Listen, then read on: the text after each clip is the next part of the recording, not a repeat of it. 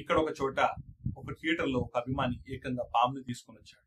ఇంకో చోట ఒక అభిమాని థియేటర్ కి పిల్లిని తీసుకొచ్చి డాన్స్ చేస్తున్నాడు. ఇక పాలాభిషేకాల గురించి ఎంత తక్కువ మాట్లాడుకుంటే అంత మంచిది. తమ అభిమాన హీరోల కోసము లీటర్ల కొద్ది పాలను తీసుకొచ్చి వేస్ట్ చేస్తుంటారు. అదే మన ఇళ్లలో మన అమ్మ నాన్న ఇల్లు గడవడం కోసం బయట నుంచి అప్పులు తీసుకొచ్చి ఇంటిని గడిపిస్తుంటే వీళ్ళేమో విచ్చలవిడిగా ఇలా ఖర్చు పెడుతూ ఉంటారు. ఇదే కాకుండా సోషల్ మీడియాలో కానీ థియేటర్స్ ముందర కానీ ఫ్యాన్ వార్స్ అంటూ మా హీరో గొప్ప అంటూ మా హీరో గొప్ప అనుకుంటూ థియేటర్ ముంగట పబ్లిక్ లో సోషల్ మీడియాలో గొడవలు పెట్టుకుంటూ ఉంటారు, తిట్టుకుంటూ ఉంటారు. అసలు వీళ్ళంతా ఎవరు? వీళ్ళే టిఎఫ్ఐ కట్టు బానిసలు, తెలుగు ఫిలిం ఇండస్ట్రీ కట్టు బానిసలు. ఈ మాట నేను అనట్లేదండి, ఈ మాట వీళ్ళే అనుకుంటున్నాను. అవును, ఒక మూవీ ఉన్నది కదా, బాహుబలి మూవీ. ఈ బాహుబలి మూవీలో కట్టప్ప కట్టు బానిస అని చెప్పి ఒక డైలాగ్ ఉంది. ఆ డైలాగ్ లానే టిఎఫ్ఐకి మేమంతా కట్టు బానిసలము, మా ఫ్యాన్స్ కి మేము, మా ఆరాధ్య హీరోకి మేము కట్టు బానిసలం అనుకుంటూ వీళ్ళు బిహేవ్ చేస్తూ ఉంటారు. చేసుకోవడమే కాకుండా వీళ్ళు చెప్పుకుంటూ ఉంటారు. దీనివల్ల వీళ్ళకే కాదు కదా, దేశానికి కూడా ఎలాంటి లాభం లేదు. అసలు బానిసత్వం అంటే ఏమనుకుంటున్నారు వీళ్ళు? బానిసత్వం అంటే ఏదైనా కొత్త అర్థం ఉన్నదేమో అనుకుంటున్నారేమో, లేకుంటే ఒక గొప్ప అర్థం ఉన్నది అనుకుంటున్నారేమో, నాకు అర్థం కావట్లేదు. బానిసత్వం కోసం యావత్తు ప్రపంచాలలో పోరాటాలు జరిగాయి. అంతెందుకు, మన భారతదేశమే 200 సంవత్సరాలు బ్రిటిషర్స్ తోని పోరాడి బానిసత్వపు సంఖ్యలని విరగొట్టుకొని స్వాతంత్రం తెచ్చుకుంది. మన తెలుగు స్టేట్స్ లో దొరల నుంచి విముక్తి కోసము యాల్దిగా పోరాడి విముక్తి చెందింది. అమెరికాలో నల్లోళ్లపై జరుగుతున్న అఘాయితలకు, పోరాటాలకు వాళ్ళు పోరాటం చేసి బానిసత్వం నుంచి బయటకు వచ్చి, ఇలా ప్రపంచం మొత్తంలో అనేక ప్రదేశాలలో బానిసత్వం నుంచి బయటికి వస్తే దాన్ని ఒక స్ఫూర్తిదాయకంగా మనం చూస్తుంటే, ఈ రోజు బానిసత్వమే ఒక గొప్ప అన్నట్లు బిహేవ్ చేస్తున్నారు ఈ ఫ్యాన్స్, కొంతమంది. వీళ్ళ వల్ల కేవలము వాళ్ళకి కాదు కదా, దేశానికి కూడా ఎలాంటి ఉపయోగం లేదు. ఎప్పుడు చూడు థియేటర్స్. అసలు ఇండియాలో రెండే ఫేమస్, ఒకటి పాలిటిక్స్ అయితే ఇంకోటి మూవీస్. ప్రజలంతా రాజకీయాల వైపు లేకుంటే ఇటు మూవీస్ వైపే ఎప్పుడు కాన్సన్ట్రేట్ చేస్తూ ఉంటారు. వాళ్ళ లైఫ్స్ పైన ఎప్పుడు కాన్సన్ట్రేట్ చేయరు.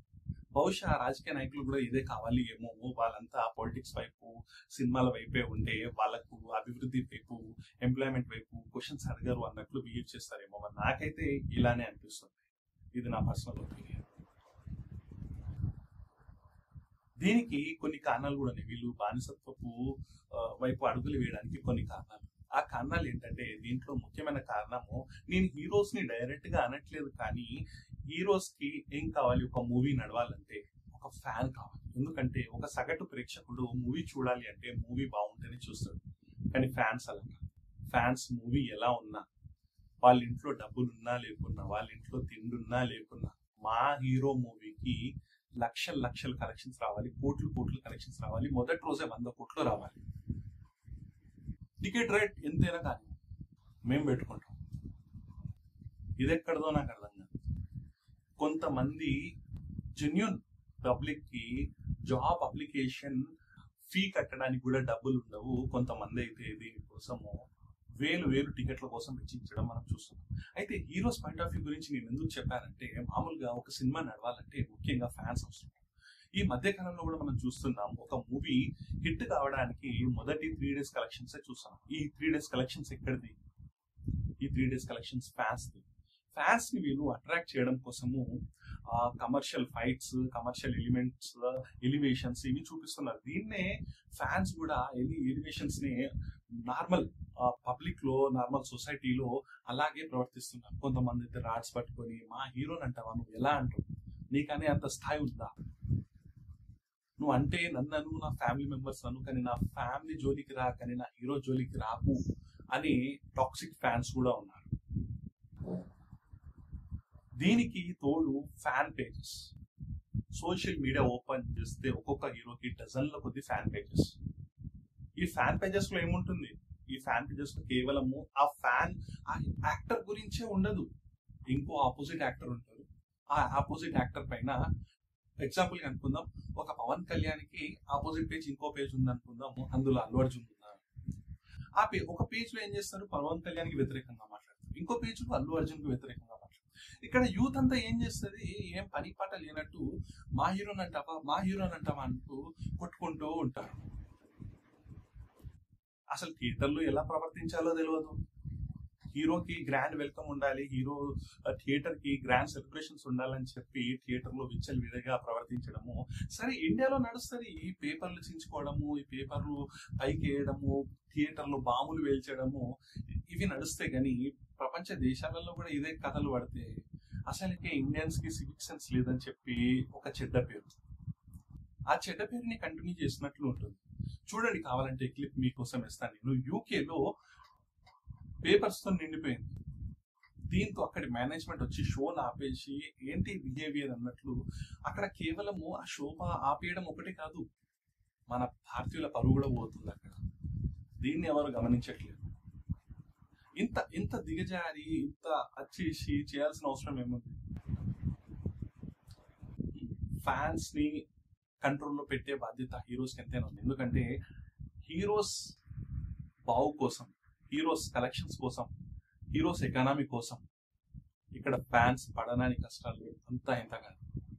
నిజం చెప్తున్నా, ఒక హీరోకి అంటే నిజం చెప్తున్నా, ఒక మూవీ తీయాలంటే అందులో నుంచి 50% బడ్జెట్ ఏదైతే ఉందో అది హీరో తీసుకుంటాడు. ఆ హీరోకి రెవెన్యూ మళ్ళీ ఎవరు ఇస్తారు? ఈ ఫ్యాన్స్. ఈ ఫ్యాన్స్ ఏం చేస్తారు, అంత కలెక్షన్స్ రావట్లేదు అనుకోండి, ఆ హీరోకున్న డిమాండ్ తగ్గిపోతుంది. ఈ డిమాండ్ తగ్గిపోతే మళ్ళా పబ్లిక్ లో ఏం తెలవాలి, మా హీరో వాల్యూ తగ్గిపోయింది అన్నట్లు బయట అర్థమవుతుంది. మా హీరో సినిమా మేమే ఎలాగైనా నడిపించాలని చెప్పి టికెట్లను బెట్టింగ్ వేసి మరి ఆ టికెట్ కి వాట పాడి మరి ఆ టికెట్ ప్రైస్ పెంచేస్తారు. లేకుంటే కొన్ని చోట్ల ఫేక్ నెంబరింగ్ చేయమంటారు, టికెట్ ప్రైజెస్ పెంచుకుంటారు. ఇలా పెంచుకుంటూ వాళ్ళపైనే ఆ భారం పడుతుందని చెప్పి వాళ్ళు ఆలోచించట్లేదు. దీన్ని కంట్రోల్ చేసే బాధ్యత ఫ్యాన్స్ కి, కంట్రోల్ చేసే బాధ్యత ఎంతైనా హీరోస్ పైన ఉంది. హీరోస్ దీన్ని క్లోజ్ గా మానిటర్ చేసి వాళ్ళని, ఆ ఫ్యాన్స్ ని, అరే బడ్జెట్ అంత అవుతుందంటే దానికి కారణం హీరోకి రెమ్యునరేషన్ పోతుందబ్బా. ఆ హీరో రెమ్యునరేషన్ అంతా కాకుండా తక్కువ తీసుకొని మంచి మెసేజ్ ఓరియంటెడ్ మూవీస్ తీస్తూ ఆ ఏదైతే రెమ్యునరేషన్ ఎక్కువ ఉన్నదో అది పబ్లిక్ కి పంచబెడతావా అంటే, నువ్వు చూసావా వాళ్ళు పంచిపెడతారా లేదా? వాళ్ళు పంచిపెడుతున్నారు, మా హీరోస్ ఇన్ని చారిటబుల్ వర్క్ చేస్తున్నారు. చేయొచ్చు, నేను కాదంటలేదు. కానీ ఆ అలవాటు కూడా మనమే చేస్తాం. అంటే ఈ హీరోకి ఇంత బడ్జెట్ రావాలి, మా హీరో తొలి రోజే 100 కోట్లు రావాలని చెప్పి మన జేబులకి చిల్లు మనమే పెట్టుకుంటాం. దీనికి క్లోజ్ గా మానిటర్ చేయాల్సిన అవసరం ఎంతైనా పొలిటికల్ లీడర్స్ కి, పొలిటికల్ పార్టీస్ కి, గవర్నమెంట్ కి ఎంతైనా ఉంది. ఎందుకంటే ఇలా విచ్చలు విడిగా పెట్టుకుంటూ పోతే ఇప్పుడు గవర్నమెంట్ ఎందుకని బీపీఎల్ అంటే బిలో పవర్టీ లైన్ కింద రేషన్ ఇదంతా నెల సరుకులు ఎందుకు ఇస్తుంది? పేదోళ్ళు ఉన్నారనే కదా. 80% India 80 crores population below poverty line కింద ఉందనే కదా. మరి అలాంటప్పుడు టికెట్ ప్రైస్ ఇంత ఉంటే ఖచ్చితంగా చూస్తారు. ప్రతి ఒక్క లీడర్ తెలుసు, ప్రతి ఒక్క పొలిటీషియన్ కి తెలుసు మూవీ టికెట్ ఎంత ఉన్నా ఆడియన్స్ చూస్తున్నారని. మీకు ఇష్టం ఉంటే చూడండి, లేకుండా లేదు అన్నట్టు లేదు ఇక్కడ. ఎందుకంటే ఫ్యాన్స్, ఆడియన్స్ కి రెండే తెలుసు, ఒకటి పాలిటిక్స్, ఇంకొకటి మూవీ. దీనికోసం పని తప్పించిపోతారు. అలాంటి వాటిని కంట్రోల్లో పెట్టాల్సిన బాధ్యత ఎంతైనా ఉంది. ఇదే కాకుండా మన ఎడ్యుకేషన్ సిస్టమ్ ఎలాగైతే మనకు ఎడ్యుకేషన్ మినిస్టర్ అన్నట్టు ఉంటారు కదా, ఎడ్యుకేషన్ మినిస్టర్ కేవలము ఈ ఎడ్యుకేషన్ కి సంబంధించిన వాటిలే కాకుండా జాబ్ క్రియేషన్ వైపు కూడా ఉండాలి. ఎందుకంటే ఈ రోజు యువత ఈ బానిసత్వం అంటే కేవలం మన తెలంగాణ, ఆంధ్ర, తెలుగు ఆడియన్సే కాదు, అటు తమిళ ఆడియన్స్ అంతే ఉన్నారు, ఇటు హిందీ ఆడియన్స్ అంటే అంతే ఉన్నారు. ఇండియాలో ఏ స్టేట్ లో మూవీ ఇండస్ట్రీ ఉన్నా ఇలాగే ఉన్నారు. వీళ్ళని కంట్రోల్ చేసే బాధ్యత ముఖ్యంగా ఎడ్యుకేషన్ పైన. ఈ ఎడ్యుకేషన్ అంటే నార్మల్ గా సబ్జెక్ట్స్ కాదు, లాంగ్వేజెస్ కాదు. దీనికి మనకు ఎథిక్స్ తెలియాలి, మనకు మోరల్ వాల్యూస్ తెలియాలి. ఒక చోట పోతే ఎలా ప్రవర్తించాలి, మనం ఎలా ఉండాలి అనే బాధ్యత మన దగ్గర ఉండాలి. ఇవి నేర్పియాలి. దాంతో పాటు ముఖ్యమైన ఉదాహరణ ఏంటంటే అన్ఎంప్లాయ్మెంట్. మన యువత దగ్గర ఎంప్లాయ్మెంట్ లేదు. ఏం చేస్తారు? వెళ్తే ఆ పొలిటికల్ పార్టీస్ దగ్గర ర్యాలీస్ కోసమో, దానికోసమో, దీనికోసమో వెళ్తారు. కొంతమంది కొంతమంది ఎంటర్టైన్మెంట్ లేదు, లైఫ్ లో లేదు, జాబ్ లేదు, ఏదీ లేదని చెప్పి ఏదో ఒక మూవీ చూడడానికి వెళ్తారు. ఎంప్లాయ్మెంట్ అనేది మన దగ్గర సరిగ్గా ఉన్నట్లయితే, మన టాలెంట్ ని సరిగా యూజ్ చేసుకున్నట్లయితే అప్పుడు మన దేశం ఎక్కడికో వెళ్ళిపోతుంది. ఇలాంటి ఇన్సిడెంట్స్ నుంచి తగ్గించినట్లు ఉంటుంది. అయితే ఎంప్లాయ్మెంట్ ఎందుకని ఇవ్వగలుగుతుంది గవర్నమెంట్ అయినా అని చెప్పి మీరు నన్ను అడగవచ్చు. నిజమే, అందరికి ఎంప్లాయ్మెంట్ ఇవ్వడం అంతే కష్టం. కానీ ఎంప్లాయ్మెంట్ ఇచ్చేలా సృష్టించగలగాలి కదా. ముఖ్యంగా ఏంటంటే ఒక ఎడ్యుకేషనల్ డిపార్ట్మెంట్ లో ఒక మానిటరైజేషన్ ఉండాలి. ఏం మానిటరైజేషన్ ఉండాలంటే ప్రతి కాలేజ్ లో, ప్రతి రాష్ట్రంలో ఉన్న కాలేజెస్ కానివ్వండి, స్కూల్స్ కానివ్వండి, ప్రతి చోట మానిటరైజేషన్ జరగాలి. ఆ మానిటరైజేషన్ ఏంటంటే ఇన్నోవేషన్స్ వైపు, రీసెర్చ్ వైపు. అంటే అక్కడ ఏదైనా స్పెసిఫిక్ ఒక కాలేజ్ లో ఇంతమంది స్టూడెంట్స్ కి మనం అందరికీ జాబ్ క్రియేట్ చేయలేము. ఇంతమంది స్టూడెంట్స్ కి మనం ప్రాపర్ రీసెర్చ్ జరిగేలా వాళ్ళకు మంచి స్కాలర్షిప్ ఒకటే కాదు, మంత్లీ స్టైఫండ్ కాలేజెస్ లో కూడా అది 1000 కానివ్వండి, 2000 కానివ్వండి, ఆ అమౌంట్ ని ఆ స్టూడెంట్ ప్రాపర్ గా యూజ్ చేస్తున్నాడా లేదా అది ప్రాపర్ గా చూడడం. దాంతో పాటు ఆ ఇన్నోవేషన్, ఆ స్టూడెంట్ ఏం ఆలోచిస్తున్నాడు, ప్రపంచాన్ని ఎలా మార్చాలనుకుంటున్నాడు, లేకపోతే అతని దగ్గర ఏం ఆలోచన లేదు, మీరు ప్రాపర్ గైడెన్స్ ప్రతి కాలేజ్ లో ఒక స్టాఫ్ మెంబర్ ఉండేటట్టు, అంటే అతను ఏం ఇన్నోవేషన్ చేస్తే ఎలాంటి ఇన్నోవేషన్స్ చేయగలుగుతాడు, ఇలాంటి ప్రాపర్ గైడెన్స్ ఇచ్చినట్లయితే కొంతవరకు మనం అన్ఎంప్లాయ్మెంట్ ని కూడా కంట్రోల్ చేసినట్లు ఉంటుంది, రీసెర్చ్ వైపు మనం ముందుకెళ్ళినట్లు ఉంటుంది. ప్రపంచంలో ప్రతి చోట చాట్ జీపీటీ అని, ఓపెన్ ఏఐ అని, డీప్ సీక్ అని ఇలా వివిధ దేశాలలో టెక్నాలజీలో ముందుకెళ్తుంటే మనం మాత్రం ఎందుకు చేయలేకపోతున్నాం అంటే మన దగ్గర ఆ రిసోర్స్ యూజ్ చేసుకుంటలేదు. అందుకే అలా ఉంది. ఈ రిసోర్స్ దగ్గర నుంచి కూడా చేంజెస్ అనేది తప్పకుండా రావాలి. ఈ ఎడ్యుకేషన్ దగ్గర కూడా ఎడ్యుకేషనల్ మినిస్టర్ కానివ్వండి, పొలిటికల్ లీడర్స్ కానివ్వండి, దీనిపైన ఖచ్చితంగా ఆలోచించాల్సిన విషయం. ఇంకా మన యూత్ ఇది ఒకటే కాదు, సరే రిలీజ్ లో వచ్చినాయి మూవీస్, కొత్త మూవీస్కి వెళ్ళాం అది కాదు, సెలబ్రేషన్స్ చేసాం అది కాదు, ఇంకోటి ఏం చేస్తుంది తెలుసా, ఈ మధ్య కాలంలో ఒక ఫ్యాషన్ అయిపోయింది రిలీజెస్. ఆ మూవీ మనము థియేటర్లో కాకుండా ఇంట్లో కూడా అరిగిపోయేలా 1కి 10 సార్లు చూస్తాం. అయినప్పటికీ రిలీజ్ లో మన ఫ్యాన్స్ కి, మన అభిమాన హీరోకి కలెక్షన్స్ రావాలని చెప్పి ఎగబడి వెళ్ళిపోతాం. ఇది హీరోస్ యొక్క లేకుంటే ప్రొడ్యూసర్స్ యొక్క మాస్టర్ ప్లాన్ అనాలా, మన జేబులు దండుకోవడంలో, లేకుంటే మన అమాయకత్వం అనాలా, ఇంకేమనల్లా అర్థం అవ్వట్లేదు. స్టార్టింగ్ 1-2 మూవీస్ ఓకే, కొన్ని క్లాసిక్ మూవీస్ ఉంటాయి, కొన్ని మనం మిస్ అయిపోతాం. అలాంటి మూవీస్ మన చిన్నతనంలో మిస్ అయిపోతాం. అలాంటి మూవీస్ 1-2 రిలీజ్ అయితే సరే, ఎంజాయబుల్. ప్రతి హీరో, ప్రతి మూవీ అది ఫ్లాప్ అయిన మూవీ కూడా ఇప్పుడు దాన్ని మోసే పనిలో అభిమానులు పడ్డారు. వాళ్ళ జేబుకి చిల్లులు. ఆ ఎంటర్టైన్మెంట్ ఏమవుతారో ఏమో అని తెలియదు కానీ ఇష్టం ప్రవర్తిస్తుంటారు. ఇది కాకుండా థియేటర్స్ ముందు రివ్యూస్ ఇస్తున్నట్లు, కొంతమంది రెస్పాన్స్ ఇస్తున్నట్లు యాక్టింగ్ చేస్తారు. వాళ్ళదైతే అసలు వింత వింత ప్రపంచం. ఇక థియేటర్ ముందు ఎక్కడ లేని వింత పనులన్నీ అక్కడనే చేస్తూ ఉంటారు. ఒకడేమో వాడు రివ్యూలో హైలైట్ అవ్వాలని చెప్పి పిచ్చోడు ఉన్నట్టు కొడతాడు, ఒకడేమో ఆడ కొట్టుకుంటూ ఉంటారు, మా హీరో గొప్ప అంటే మా హీరో గొప్ప. ఏం సినిమా చూసినావు అన్న? ఏం సినిమా చూసినావు రా? మా సినిమా షికారు హిట్,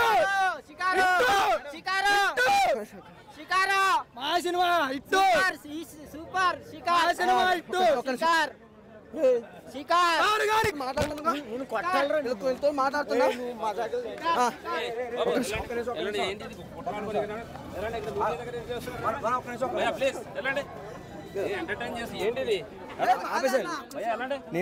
ఎలా అసలు ఏంటి ప్రవర్తన నాకు అర్థం కాదు. దీన్ని ఖచ్చితంగా గవర్నమెంట్స్ చాలా క్లోజ్ గా మానిటర్ చేసి దీన్ని హ్యాండిల్ చేయాలి. హీరోస్ కూడా తన అభిమాన ఫ్యాన్స్ ని చెప్పాలి, ఇది కాదు మనం ప్రవర్తించే విధానం. ఎందుకంటే మనము 140 కోట్ల మంది ఉన్నాం. ఇష్టం ఉన్నట్లు ప్రవర్తిస్తే మన దేశం ఎప్పటికీ ముందు కాదు. మనం చెప్పుకుంటూ ఉంటాం మన దేశం 4th లార్జెస్ట్ ఎకానమీ, 3rd కి వెళ్తాం, 2nd కి వెళ్తామని. Economy 4th largest economy. Per capital income లో బంగ్లాదేశ్, శ్రీలంకకి సమానం ఉన్నాం మనం. అంటే ప్రతి నెల మన సంపాదన ఈ దేశాలతో, ప్రతి సంవత్సరం మన సంపాదన పర్ క్యాపిటల్ ఇన్కమ్ ఈ దేశాలతో సమానం ఉంది. అదేదో మన దేశంలో కొంతమంది వ్యాపారవేత్తలు, కొంత మనకు జీడిపి, పాపులేషన్ ఇదంతా కలిసికొచ్చి మనము 4th లార్జెస్ట్ ఎకానమీ ఉన్నాం, కానీ మనం ఈ దేశాల సరసాన ఉన్నాం. ఇది రియాలిటీ. ఈ రియాలిటీలో బతకండి. ఇంకా కొంతమంది ఫ్యాన్స్ అయితే విచ్చలు విడిగా ఖర్చు పెట్టడము, దండలు, పాలాభిషేకాలు, అరే ఇవన్నీ చేస్తారు. నేను కూడా కొన్ని క్లిప్స్ చూసిన, కొంతమంది స్టార్ హీరోస్ ఏమన్నారు తెలుసా, ఆ పాలు నాకు పోయడం కంటే ఎవరైనా పేదవాళ్ళకి ఆ పాలు ఇవ్వండి, వాళ్ళకు ఒక పూట ఆకలి తీరుతుందని. అయినా వినరిల్లు. అదే పాలాభిషేకాలు, లీటర్ల కొద్ది పాలాభిషేకాలు.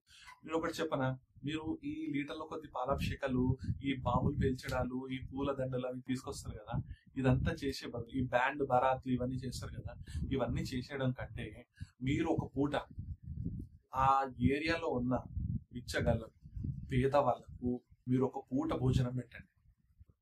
అది చూసి మిగతా యాక్టర్ ఫ్యాన్స్ కూడా ఉంటారు కదా, వాళ్ళు కూడా ఇదే పని చేస్తారు. దీంతో మీరు సమాజాన్ని కొంతైనా మార్చినట్లు ఉంటుంది. ఇలా చేయండి, ఇది మంచిది. ఎందుకు అనవసరంగా డబ్బులు వేస్ట్ చేస్తారు? ఆ సొమ్ము కూడా అది కూడా ఎప్పుడు చేయండి. మన తల్లిదండ్రుల కష్టాన్ని ఇష్టం ఉన్నట్టు వాడుకోవడం కాదు. మన సొంత సంపాదనతో మనకంటూ ఒక జాబ్ తెచ్చుకొని మనం బాగుపడి ఆ తర్వాత మనం చేయండి.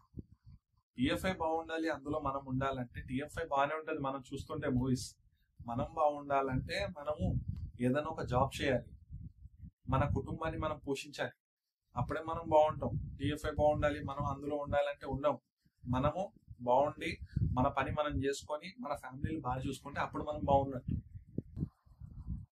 దీనిపైన ఈ చేంజెస్ రావాలి మన భారతదేశంలో.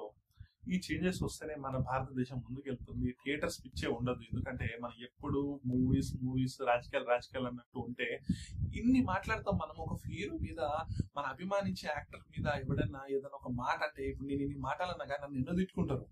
ఒక మాట ఇట్లా అన్నందుకు ఇన్ని తిట్టుకుంటాం కదా. అభివృద్ధి జరగట్లేదు, డెవలప్మెంట్ లేదు, అన్ఎంప్లాయ్మెంట్ ఉన్నది, ఇన్ఫ్లేషన్ పెరిగిపోతుంది, బిజినెస్ లేదు, ఎడ్యుకేషన్ ప్రాపర్ గా లేదు, హెల్త్ సెక్టర్ ప్రాపర్ గా లేదు. దీనిపైన ఏదైనా యువత క్వశ్చన్స్ చేస్తుందా? చేయదు. మనకు అది కాదు ఇంపార్టెంట్, మన హీరో గురించి మనకి ఇంపార్టెంట్. ఇది మారాలి. ఇది మారి మంచి వైపుగా అడుగులు వేయాలి. అప్పుడే మన భారతదేశము, మన ఇండియా డెవలప్ అవుతుంది. ఎప్పుడు డెవలపింగ్ కంట్రీ కాదు. డెవలప్ అవ్వాలంటే మనలో చేంజెస్ రావాలి. మనకు మోరల్ వాల్యూస్ తెలవాలి, మనకు సివిక్ సెన్స్ తెలవాలి, మనకు మనీ మేనేజ్మెంట్ తెలియాలి. ఇవన్నీ తెలిసినప్పుడే మన దేశం కూడా ముందుకెళ్తాం. ఈ వీడియోకి ఇంతే. మీకు నచ్చినట్లయితే ప్లీజ్ లైక్, షేర్, సబ్స్క్రైబ్ చేయండి. మీ యొక్క ఒపీనియన్స్ ని కామెంట్ రూపంలో తెలియచేయండి. నేను చెప్పే మాటలు కాస్త ఈ వీడియోలో ఘాటుగా ఉన్నాయని చెప్పి నేను అర్థం చేసుకుంటాను, కానీ నన్ను తిడితే మీకేం రాదు.